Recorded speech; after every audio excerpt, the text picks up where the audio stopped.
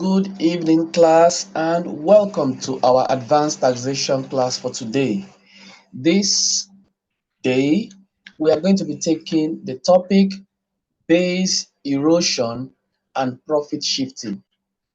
It is also known by the name or the acronym or acronym or so BEPS, BEPS, BEPS. All right, so this is a continuation of what we did the last time on transfer pricing. Now, it is only natural to take this topic after we've taken transfer pricing. Now, what are we going to learn? We are going to see the primary players in base erosion and profit shifting. We will see the base erosion and profit shifting techniques. Then we will see the contributory factors to this base erosion. Then action by the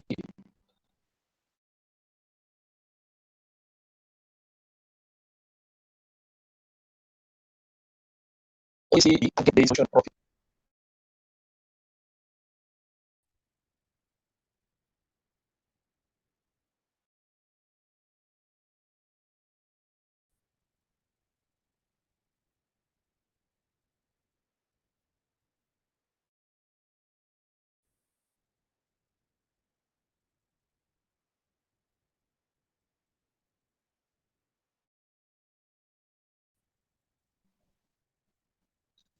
Base erosion is the use of financial measures and tax planning to reduce the size of a company's taxable profit in a country. And so they are using base erosion in a legal way by applying tax planning using financial measures. All right. It is often achieved by structuring a company's income to have more favorable tax treatment or finding ways to write off certain expenditure against taxable income. Now, normally I usually ask, what is erosion? Erosion is the removing of the top layer of a soil. That's what we are told in agric. So now, base erosion will mean washing away of the base, making it smaller or reducing the base. Now, when it comes to base erosion in taxation, it means you are making your taxable profit so low such that your tax will be low. How do you achieve that?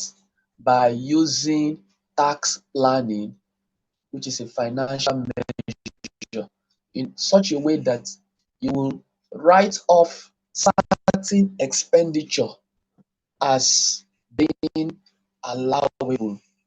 You know, when your expenditures are allowable for tax purposes, they get deducted so that you don't pay tax on those things. So you deduct them before you get your taxable income. So the higher your taxable, your allowable expenses, the lower your taxable income, which is also from your accessible profit. So the lower your accessible profit, the lower your taxable income. And the lower your taxable income, the lower your tax you are going to pay. And so when tax planning is done in such a way that a company has so much of these allowable expenses and their profit that is to be taxed is low, that is base erosion. You are removing or reducing the base, the tax base of the company. Now that is the one hand of it. What is profit shifting? Profit shifting involves making payment to other groups or the other companies in the group in order to move profits from a region of high tax jurisdiction to a lower tax regime. So when you are moving your profits, so you shift your profits, the profit that is due to region A, you shift it to region B. Why? Because region A has a high tax charge. So it is called a high tax jurisdiction. And you are moving into where you will enjoy lower tax regime. That is profit shifting. So you see now, base erosion is when you are not moving it to another region, you are using financial means to reduce your taxable income and your tax. For profit shifting, you are shifting the profit from one region to another region. Now, this serves to increase the overall profits available to the group shareholders. So, what it means is that while you are shifting profit from region A to region B, the group is now affected. The group is still increasing in its profit. But the thing is, region A has low profits, low tax. Region A has high profit and still low tax. Now the company enjoys. Often, this intergroup payment takes the form of royalties and interest. So these shifting, profit shifting, come mostly from royalties and interest. Now, because these are pre-deducted before tax. Now, this is what happens. Head office will be at a low tax regime area, low tax jurisdiction. Then Nigeria seems to be a high tax jurisdiction. Someone will cite his head office maybe in Solomon Island. That is where the head office is. And the head office is now giving out huge loan to the Nigerian office subsidiary in order to support the Nigerian office. And now they are making profits. So what happened? Number one, the interest that is paid to the parent company is a form of base erosion. Okay, so interest payable is allowed. So you remove the interest. Now the company, because they are using their patents, so they are also paying for patent rights, royalties. They also remove that. So interest, royalties has been charged on that uh, transaction or on that income. These are uh, allowable items. So now what happens here is the company in Solomon Island can decide to charge very high interest rate than what is obtained in the market. And so when they charge that high interest rate, this gets deducted as allowable deduction. Now, because it is very high, the taxable income will be low. That is base erosion. Now, profit shifting happens in the fact that where the income is made is in Nigeria, where the operation is done is in Nigeria. But now the profit, part of it is shifted in the form of interest and royalty to the Solomon Island, which is the head office. And now these people will now record it as income, and they are going to be taxed little or nothing. But in Nigeria, it is going away as uh, allowable expenses.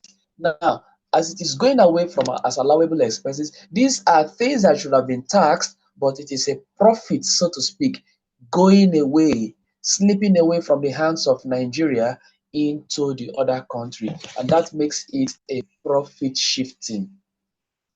Now, we said this is pre-deducted before tax, and so because they are allowable deductions, they escape tax, and there's nothing we can do. That is the tax law, and they use tax planning to ensure that this happens and they get a favorable tax arrangement. All right. Essentially, base erosion and profit shifting refers to corporate tax planning strategies used by multinationals from high tax region to lower tax region, thus eroding the tax base of the higher tax jurisdiction. So multinationals are the major people because they are located in different places. There are group of companies in different places, some of them in region, high tax region and low tax region. They strategically do that so that they see a ready market. They see a ready market in Nigeria. Nigeria is considered a high tax area. Ready market blooming. They come there. They now, instead of sourcing the finance in Nigeria, they source their finance from their parent company outside. They pump in the money, pay high interest rates, pay high patent rates, pay high royalties, and this is being taken, slipping in the hands of Nigerians. They cannot tax them. That is, base erosion erodes the profits, and profit shifting makes them shift it from Nigeria to the head office. This is what multinationals do.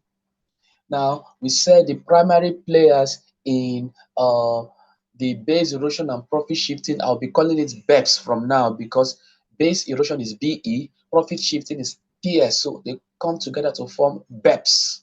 All right. BEPS high players are the multinational companies. Now, they take advantage of their knowledge of tax avoidance and they do the following. Their international operation provide ready-made network of companies through which group funds can flow. They have ready-made companies that form their group or associates, and they can transfer money through that means. They also have capital to set up and maintain entities used for tax reduction purposes. They have large capital they can use, and their income tends to be large enough to support the cost of taking advice on tax structuring or restructuring. Their income is large enough to put in place and maintain the recommended tax structure and to update the structure with countries' changes in the law. So when a country change a law, like in Nigeria change its tax law, they are ready to adopt, restructure. What does the change in law has to do with us? How can we tap into the change in the law to our own benefit? Is the change in law affecting us adversely? Which other loophole can we run to? They have the money, they have the capital, they have the structure. So multinationals, they are big companies. A small fry cannot play in that kind of field. Now look at the techniques used in base erosion and profit shifting. Base erosion and profit shifting can be achieved using either one or two or a combination of the following techniques. One of them is called trademark and technology licensing through transfer pricing. All right, so we learned about transfer pricing the other time. So the managing the group's trademark, the head office is managing the group's trademark or their design or their patent through an entity, that's the head office, that applies a lower tax rate to intellectual property. So they could be in a place where if you obtain an intellectual property, you will be paying a very small rate as tax. Then because you are doing it for your group, you are the parent company, the smaller subsidiaries you have cannot do that. You are now charging them royalties on the use of the brand. And so, because you're charging them royalty, they will be paying you the royalty fee. That royalty fee is the transfer price, because this is now, because it is a group transaction,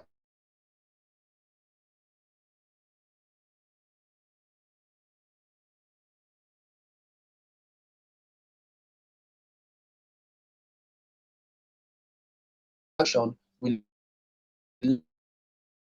let your group that is controlled. And so we learned in transfer pricing method how the OECD can, you know,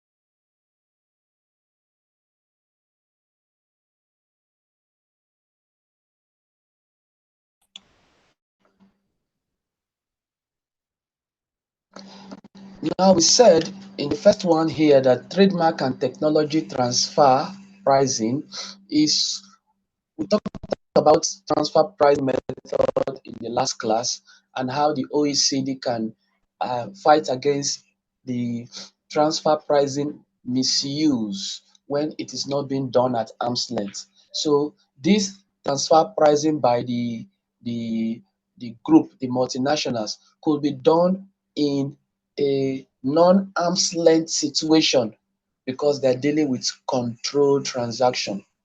Then the next one here is thin capitalization. Now, I want you to take note of this base erosion and profit shifting techniques, because in exam, you may be asked to explain what base erosion and profit shifting is. You start with the definition, then you come to the techniques. You talk about the definition, who are the major players, then you come to the techniques. Now, we have thin capitalization. Thin capitalization refers to setting up subsidiaries by this multinational with minimal share capital, which is the equity share capital. So they can just use a 1 million naira share capital to register the company. All right. Then the group can use a financing arm, which is the the debt capital, to fund the new company with operation. So it means that their gearing ratio will be so high. So imagine registering a company with 1 million naira share capital, then you are giving them a debt of 9 million. So you have 10 million naira share capital. 9 million comes from debt. Or you have a 30 million naira share capital. 1 million is equity, 29 million is debt. Now that is thin capitalization. The debt is so large that the interest on it is also going to be large. Now, what if the interest that is being charged is not at arm's length? That is where the problem is. If it is at arm's length, it's still going to be large, but it's still legally. Now, because it is a large capital structure, large amount of money goes away as interest, allowable deduction. Now, come to think of it, if they are now charging very far higher than what is normally being charged in the market, you can imagine how much is going away from Nigerian government to the other country where they are paying the um, interest to, and it is not taxable. And so they have used their capital structure, structuring them correctly, but it is doing harm to the region of high tax regime. Think capitalization is one of the things we learned in the transfer pricing class. Then the next one is hybrid mismatch arrangement. Hybrid mismatch. What does it mean? Different tax rules between countries can sometimes give rise to unintended effects like double non-taxation, which could be exploited by businesses to reduce their burden. Okay, so now this is what it means. Hybrid. So it means when we say hybrid, let's say you're doing a hybrid meeting. Hybrid meeting could be like in person and Zoom and online together is hybrid, right? Now, in this arrangement, now two different countries they have their arrangement, but the arrangement for tax is a mismatch. Let's take for example, Nigeria is saying that if you are doing, if you lend capital in the form of debt, right? If you lend capital in the form of debt, now what happens to interest that is paid to the debt provider? The interest is not taxable. The only tax that you can tax on that interest is the withholding tax, just 10%. Then the whole 20%, the remaining 20% is not taxed. Now imagine that Nigeria is not taxing interest because it is an allowable expense. It is going away. Then the country, let's say Solomon Island, they now put a law that says any interest brought in from foreign country and placed into a domiciliary account in our country would be tax free. Now, what does it mean? It means that that interest that has escaped tax in Nigeria is going to this second country and it is still not going to be taxed because it has been brought in line with the law, put in the domiciliary account, and it is not taxed. So this is what they call double non-taxation. It means one, the Nigerian government, that same income has escaped tax in Nigeria, that same income has escaped tax in the second country. That is a hybrid mismatch arrangement. And so the multinationals can exploit these options. So because they are in different countries, they know their tax law. Before they go to a country, they will first of all exploit their tax law. So this primarily applies to national treatment of certain items, like I've said, such as interest. Like in Nigeria here now, if you are bringing your interest and you are bringing it into, it's a foreign interest, and you put it into a domiciliary account approved in Nigeria, that interest income is tax-free. Now imagine it is tax-free in Nigeria, and in the head office or in another country, interest expense is also tax-free. You see, it is hybrid mismatch. Another one could be dividend. Now, when you receive dividend from another country, it is treated as frank investment income. It is not going to be taxed. Now, imagine dividend is not taxed, and the other country, assuming normally dividend is after tax. Now, let's say the other country that is sending it to Nigeria also, if they didn't tax dividend, if their dividend is not a post-tax item, assuming it's an allowable expense for tax, you can imagine a mismatch where dividend coming to Nigeria is not taxed, dividend leaving the other country is not taxed. That is hybrid mismatch. Another one is putting assets into entity without substance. So some countries introduce preferential tax regime in a way to compete for business. However, this is only useful if the business with substance begin to locate themselves in the country. Otherwise, this form of tax competition simply erodes the tax base of the country where the activity takes place. So the company, they put assets into a tax regime where there is a high tax activity, and they use that as a camouflage. They are not doing any useful thing. They may just be generating receipts, but they are not doing anything. Just the receipt that they are invoice are doing is just to show artificially that activity is going on, but no real substance. And so they put all those things in place. Maybe they use that in order to reduce the tax exposure or their taxable income. Now, let's look at contributory factor to the base erosion and profit shifting. We have seen the techniques they use: transfer pricing, thin capitalization, hybrid mismatch, putting of assets into uh, entity without substance. What contributes to base erosion? The chief part of it is the digital economy. Now, what is digital economy? I think that was going to be the next topic that we'll be talking about, the digital economy. Digital economy means that services can be delivered anywhere and sales can be made everywhere because the world is said to be a global village. And so you can make sales anywhere.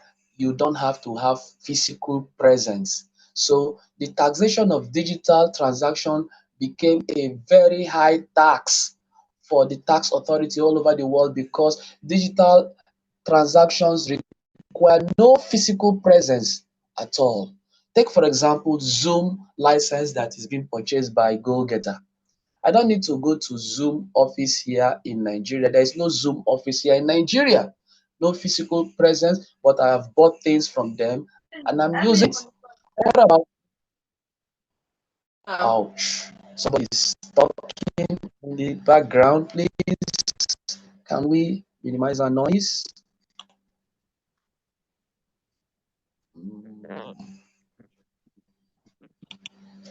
Somebody's talking. I need to mute everyone.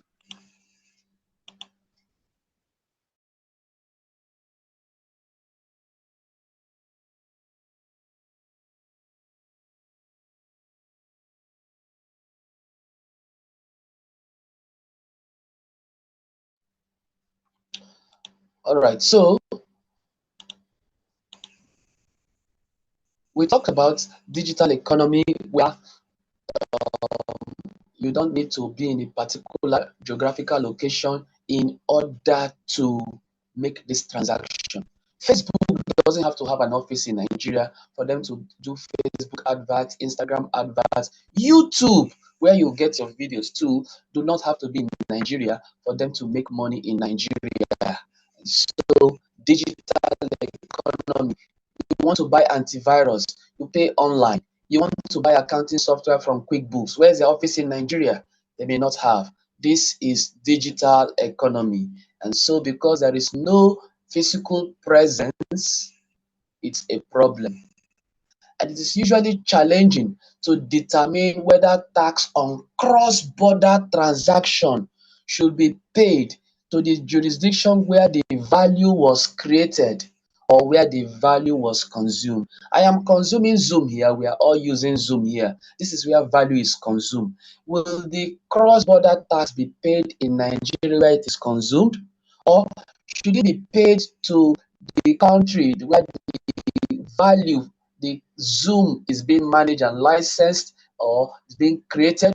That is another problem caused by the digital economy. Another one here is international cooperation. Now, since tax is levied domestically. It is difficult to determine what should be taxed where and in what manner without some form of international cooperation and exchange of information. So if there is no cooperation between two countries, which is usually the case, especially if they don't have a double taxation agreement, that is where these multinationals usually use, where they don't have um, a, a an agreement. Because if there's an agreement, tax agreement, it means there should be an exchange of information. But where there is no exchange of information, it makes it difficult for the other people to give out private tax information to their citizens or their residents.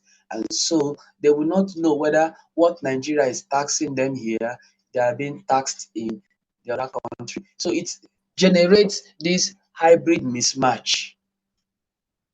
And so because there is no information exchange, this is contributing to base erosion and profit shifting. Now, what are the actions against this BEPS, base erosion and profit shifting? Now, base erosion and profit shifting refers to tax avoidance strategy that exploits gaps and mismatch in tax rules of different countries in order to shift profits to low or no tax locations. So, under the inclusive framework, over 100 countries and jurisdictions are collaborating to implement the BEPS measure and tackle the base erosion and profit shifting. And the organization in charge of this, the chief in this, is the Organization for Economic Cooperation and Development, also called the OECD. Now, their aim is to close the gaps between international taxation for companies that allegedly avoid taxation or reduce their tax in their home country by engaging in tax inversions, which is moving operations or migrating to lower tax regimes. Now, there are some items, actions that the OECD has put in place. Let's take these actions one after the other. One of them here is to address the tax challenge of the digital economy. So they identify the main difficulties that digital economy poses for the application of existing international tax rules by taking a holistic approach and considering both direct and indirect taxation. Issues to be examined include the ability of a company to have a significant digital presence in the economy of another country without being liable to tax due to the lack of nexus under current international rules. So here they are looking at, if you are giving out digital services and you have significant economic presence, digital economic presence without being physically present, then you should be liable to taxation. The attribution of value created from the generation of marketable location relevant data used through the use of digital services is what they are looking at. Now, if you look at what I'm trying to say here now, look at Zoom. Zoom is used widely by Nigeria, so they have significant economic presence. So one of the ways of tackling it is, if you don't have a physical presence, you have a virtual presence, you have an economic presence, then you are liable to tax. That is why if you want to buy Zoom now, you need to pay tax, VAT. So Nigeria take that as part of it. So they take their VAT. Secondly, look at YouTube. If YouTube is monetizing your activities, they're also charging you VAT, which you pay to the federal government. So indirect taxation has now come on it. So because if you are purchasing these digital services, you need to pay VAT on them. That's indirect tax. That's a consumption tax. Of course, you may not be able to charge the income tax because the income is not generated from, it's not for this country, but the consumption is here, and so you pay consumption tax. Now, the second one here is to neutralize the effect of hybrid mismatch arrangements. Now, they develop Model 33 provisions and recommendations regarding the design of domestic rules to neutralize the effect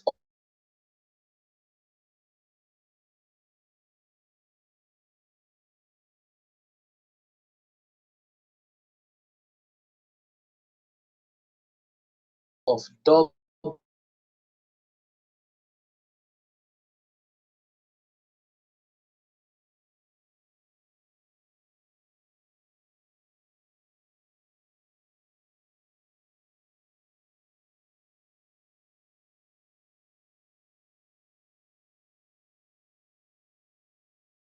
entities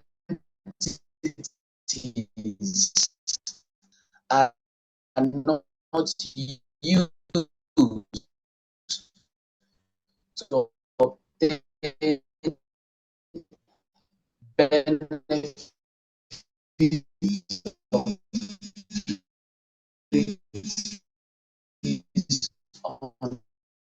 unduly.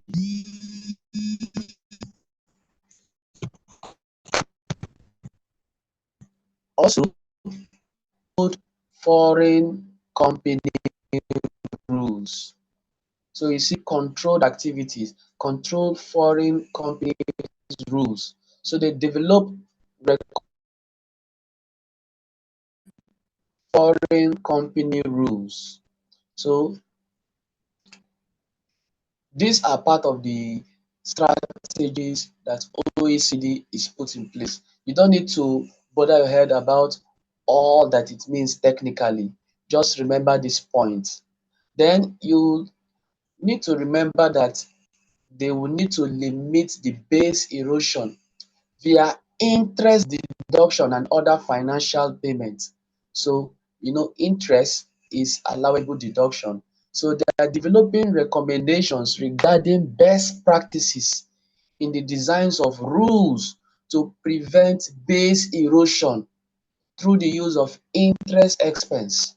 Now we have an example through the related party and third party debts to achieve excessive interest deductions or to finance the production of exempt or deferred income and other financial payments that are economically equivalent to interest payments.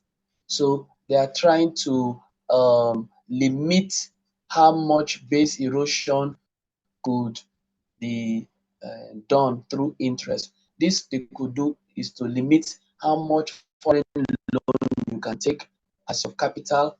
You can also say that how much, if you take any interest higher than this, we are going to charge the excess back as not allowable. If you take any loan more than this amount, the excess of that will be taken back as revenue and all that. So all of these are ways of trying to reduce the base erosion. Another one is to counter harmful tax practices more effectively, taking into account transparency and substance. So what they do here is to revamp the work on harmful tax practices with a priority on improving transparency, including compulsory spontaneous exchange on rulings related to preferential regimes. So all they are taking here is that they are looking at the tax practices as a whole. They are identifying which ones are harmful tax practices, and they are trying to revamp, change it, and make sure that it is transparent. They can see what is going on.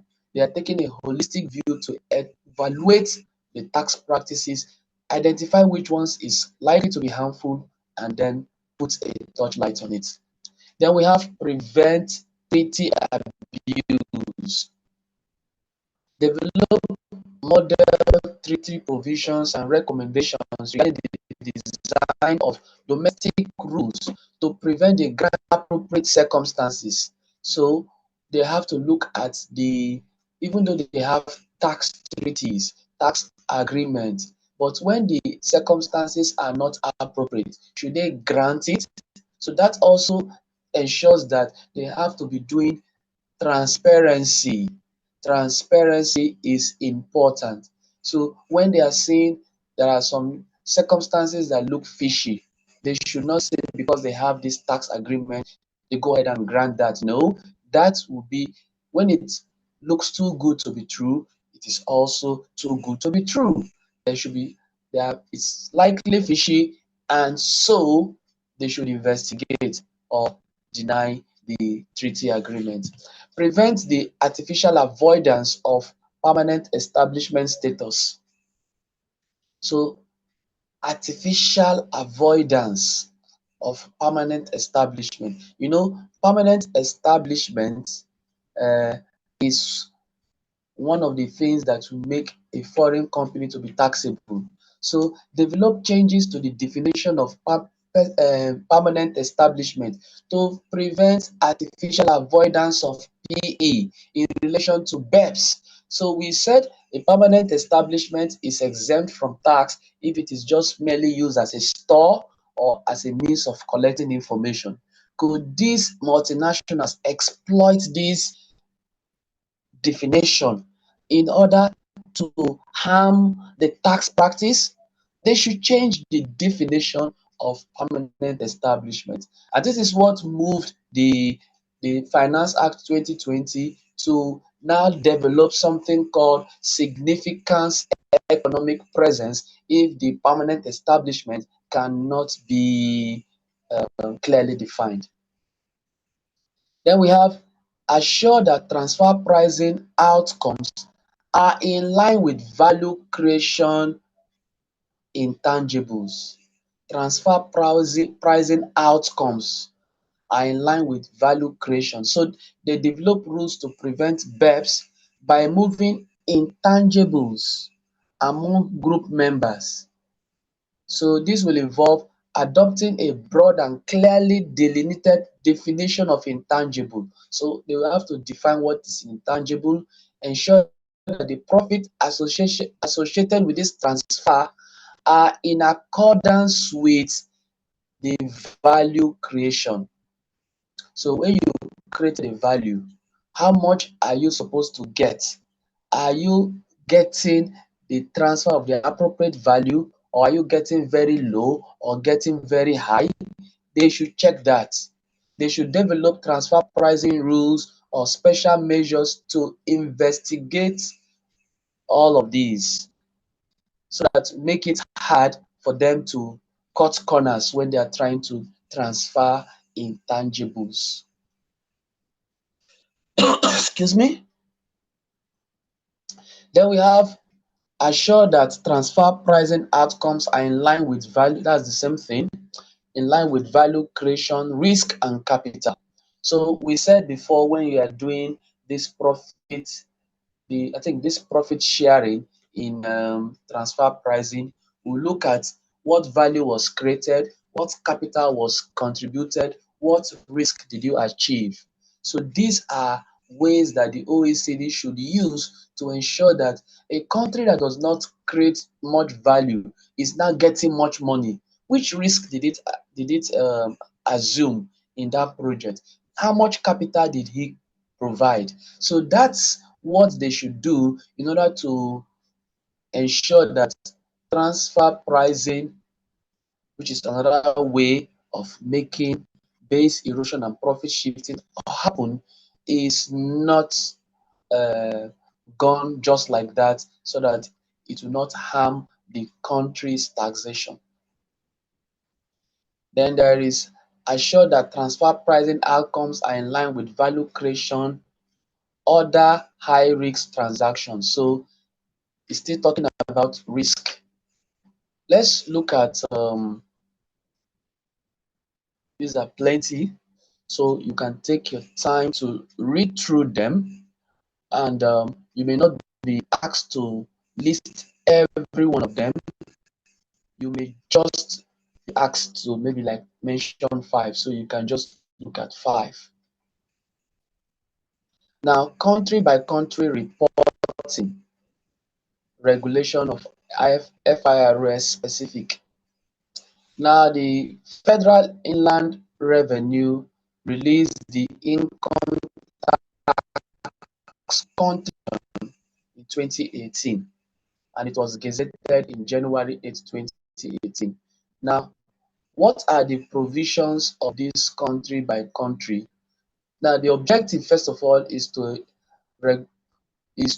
provide tax authority with information about multinational global activities, their profits, their taxes, to better assess international tax avoidance risk and improve transparency in the tax practice and to prevent tax erosion. So country by country reporting is to enable you to get information about activities, about profit, about tax, about risk, about their transparency. What are some of the provisions? So please just give me a moment and I'll be with you.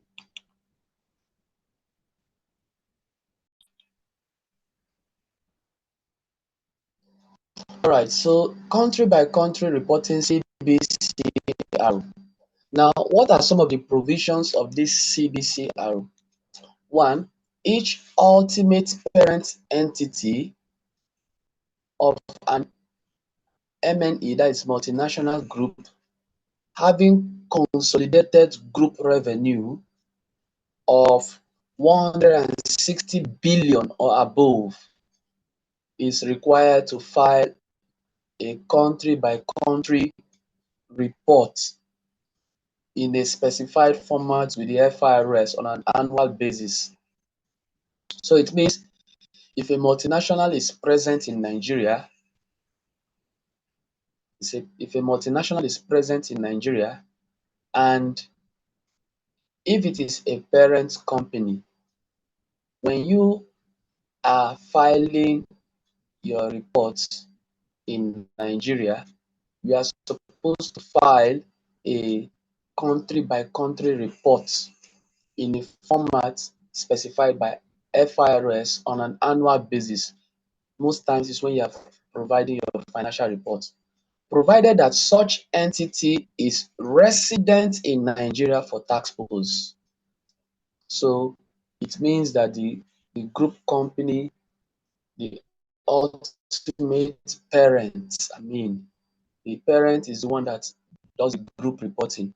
So when you are consolidating your group for group accounting purpose, you should file a country by country reporting. The country by country reporting should be filed not later than 12 months after the last day of the reporting year of the group. So normally tax filing is 6 months. You still have another 6 months. If you have not done your CBCRO, you still have another 6 months to complete that. A constituent entity, which is not the ultimate parent company, that meets certain conditions will also be required to file CBCRO within that specified time. So even though you are not the ultimate parent, you will be required to file. A constituent entity will not be required to file the CBCRO report if same has been filed through a surrogate parent entity in the format. So if the parent, which is a surrogate parent, has filed, that means you don't need to file. Failure to submit this report within the stipulated time will attract a penalty of 10 million naira in the first instance and 1 million naira for every month in which the default occurs. So if you wait to the 13th month, you have not filed, you are owing a penalty of 10 million naira. And if it enters the 14th month, you pay 1 million naira more, and that's how it continues. Any constituent entity that is resident in Nigeria for tax purpose should notify the FIRS whether it is the ultimate parent or the surrogate parent. So the ultimate parent and the surrogate parent, whichever you are, you need to inform the FIRS. So if the ultimate parent files, that's fine. If the surrogate parent file, it's fine. Where it is neither of the two, it should notify the FIRS of the identity and tax residence of the reporting entity not later than the last day of the reporting year of the group. So it means that they are expecting the parents, ultimate parent or the surrogate parent of a group to come and file in Nigeria. And you're a member of that group. And you didn't tell them that, oh, I am not either a surrogate parent or an ultimate parent. I am just a constituent that my parent has filed. If you don't give them that information between the time limit, you will now pay a penalty for 5 million naira and 10,000 naira for every day in which the default continues. So 365 days you failed to file, 366, 5 million has gone, 367, 5 million, 10,000. Unlike this one that every month, this one is every day 10,000. So by the time 10,000 times 10 days, that is 1 million, which is even higher. So in case it stays 30 days, that's 3 million additional. So you can see where this is very, very important. And if a multinational should have to be in Nigeria, you should be very transparent, not take advantage of the loopholes unnecessarily to avoid paying of taxes and to do tax planning to harm Nigerian practices. So that's it, to harm Nigerian tax practice. Application of country by country reporting. The Federal Inland Revenue issued its guidelines for country by country reporting in Nigeria to supplement the income tax regulation. Now, these guidelines are provided to the general public, but more especially to the multinationals. Now, part one of that guideline provides a general background to the OECD's base erosion and profit shifting project, which has introduced this CBCRO reporting for multinationals. And the guidelines of the OECD are updated from time to time as they see fit. Part 2 and Part 3 of the guideline provide definitions of terms used in the annual reports, like the country by country. And the instruction on the period to be covered by the template and the data to be used in populating these reports. In Part 4, the guideline stipulates how branches, permanent establishment, investment funds, partnership, and other entities will be treated in this report. And the final part of the guideline focuses on the filing obligation.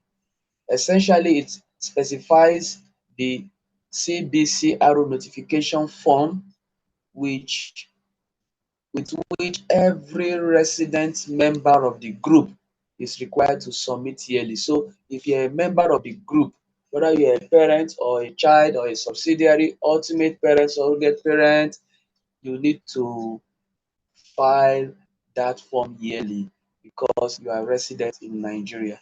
It also clarifies issue bordering on CBC reporting threshold, determination of consolidated revenue, and merger, acquisition, and demerger arrangements.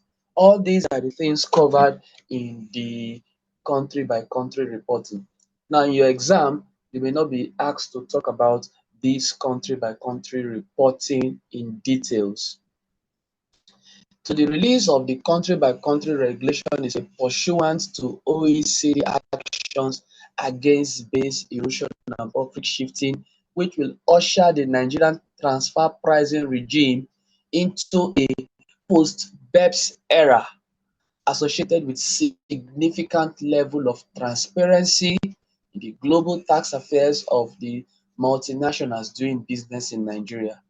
Thus, taxpayers are likely to be subjected to increased scrutiny through audits and investigation that may result in significant rise in transfer pricing disputes. Therefore, multinationals in Nigeria should take proactive steps to mitigate their TP risk exposure by conducting holistic review of their transfer pricing practices. I think this last paragraph is very, very important. It captures in summary form what we have been saying all along. So what have we been saying all along today? We have been talking about base erosion and profit shifting. And I said base erosion is when you erode the base. Talk about in agric, we said washing away of the topsoil. That's fine. In taxation, you're washing away of the tax base, reducing your tax base. So for income tax, what is the tax base? The tax base is taxable profit. That is your tax base. It starts from the assessable profit, but ultimately your income is taxed 30% of taxable profit. So the tax base is taxable profit.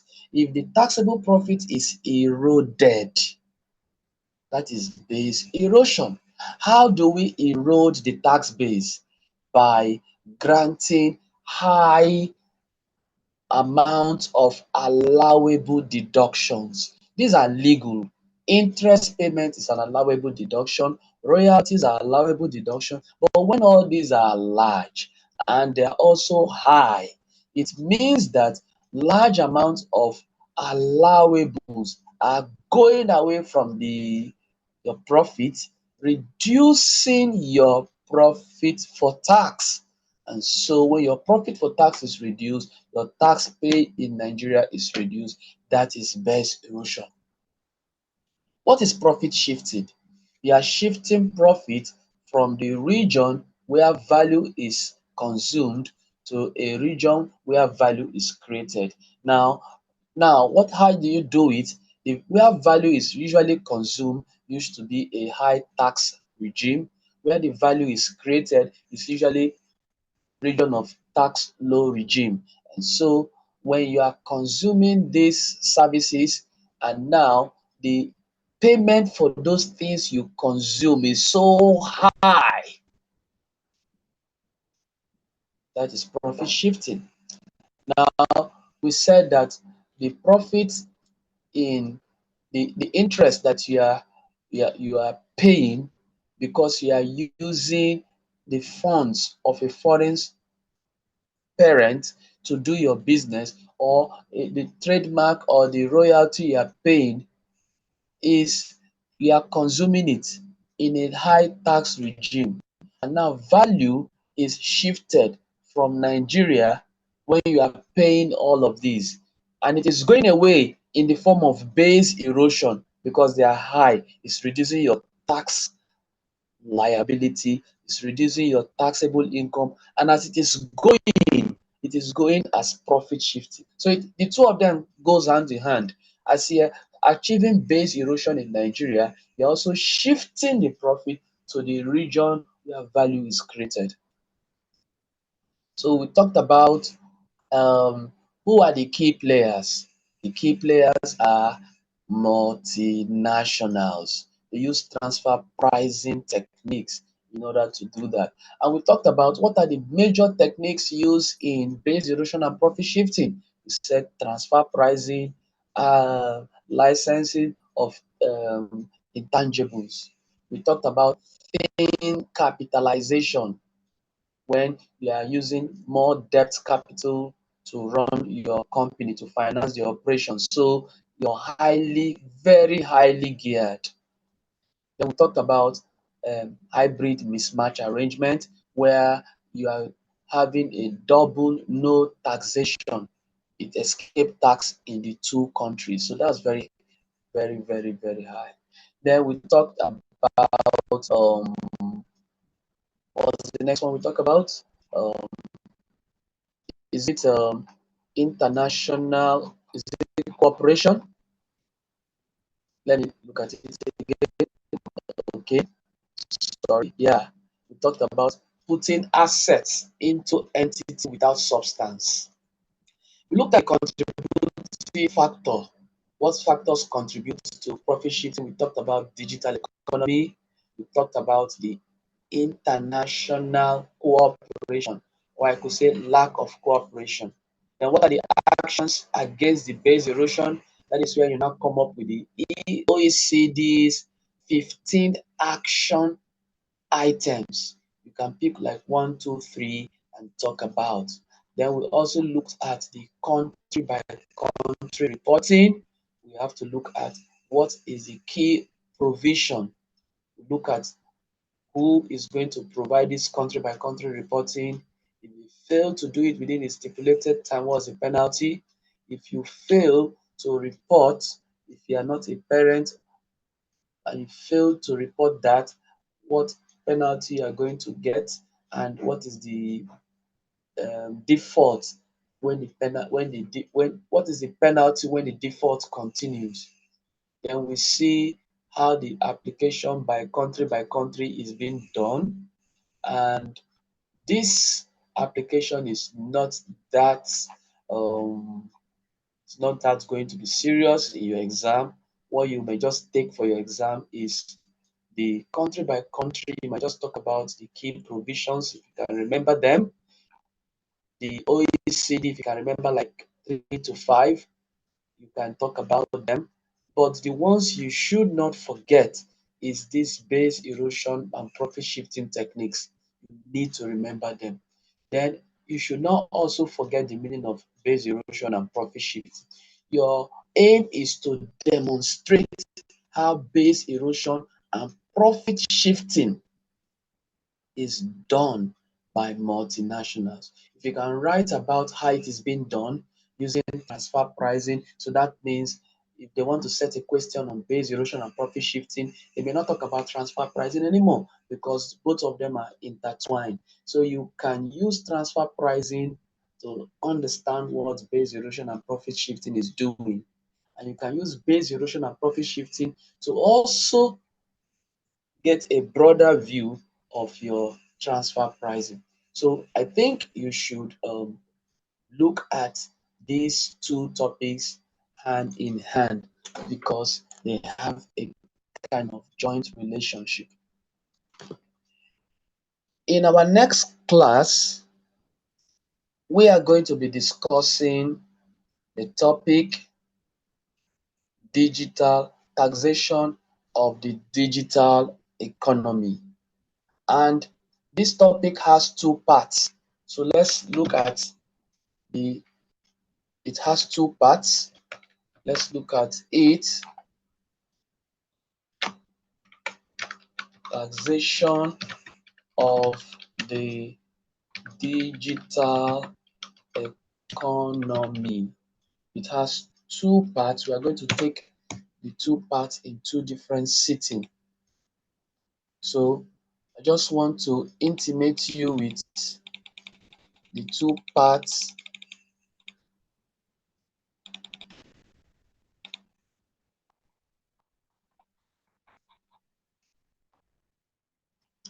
The first one is in chapter 14, taxation of the digital economy. As you can see, you see the OECD and the EU experience. Okay, and you can still see significant economic presence. So it's important for the series of lectures we've been having. That's chapter 14. Then the next one is going to be chapter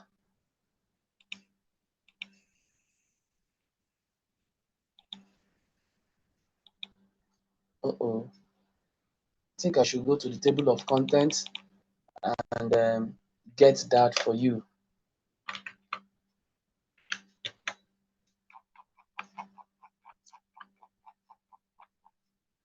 So the first one is in chapter 14,